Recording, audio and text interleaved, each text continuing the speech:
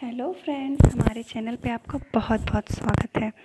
Friends, आज हम पढ़ने जा रहे हैं प्रथम आंग्ल मराठा युद्ध।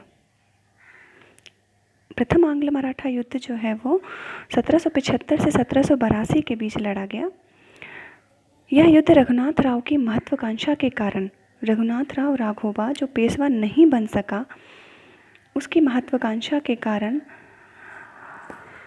ये युद्ध हुआ।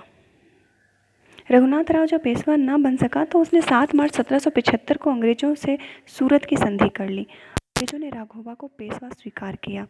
सूरत की संधि के अनुसार राघोबा ने अंग्रेजों को सैनिक सहायता के बदले सालसेट, बसीन और थाने देने का वादा किया।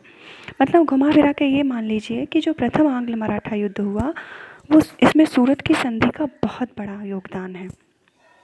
सूरत की संधि बम्बई के गवर्नर ने की थी, लेकिन 1773 ईस्वी के रेगुलेटिंग एक्ट द्वारा बंगाल के गवर्नर को मद्रास और बम्बई की विदेश नीति पर अधिकार दिया गया। 1776 में नाना फडणवीस ने वॉरेन हेस्टिंगस के दूत कर्नल ऑप्टन के साथ पुरंदर की संधि कर ली।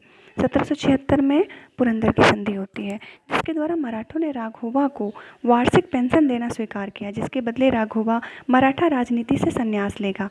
कंपनी राघोबा का पक्ष लेगी और सालसेट कंपनी के पास रहेगा, लेकिन राघोबा ने यह संधि मानने से इनकार कर दिया। 7 वर्ष तक चले युद्ध के बाद मई 1782 में सालबाई की संधि होती है। याद रखिएगा दोस्तों, 1782 सालबाई की संधि बहुत फेमस है। और यहाँ आपका पुरंदर की संधि।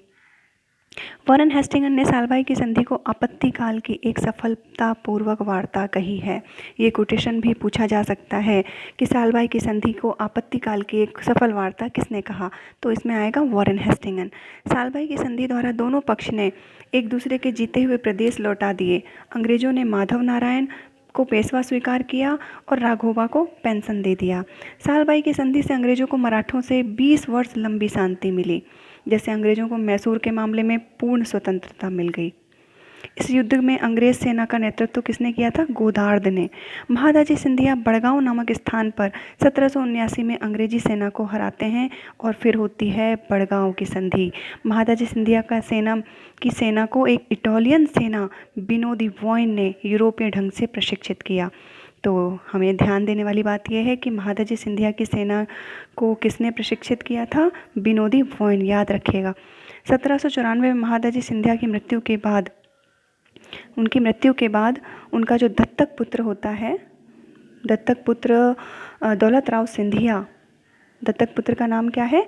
दौलत राव सिंधिया, तो उनको जो है शासक बनाया जाता है। महादाजी सिंधिया अंतिम मराठा शासक थे जिसने उत्तर भारत में मराठा शक्ति को बनाए रखा।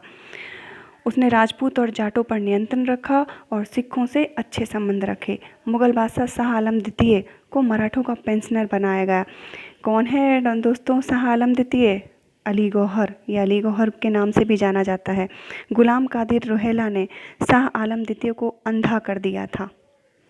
1784 के मुगल बादशाह शाह आलम द्वितीय ने पेशवा को वकील मुतलक और महादाजी सिंधिया को नायब एवं वकील मुतलक की उपाधि दी थी। तो आज के लिए दोस्तों यहीं तक। धन्यवाद।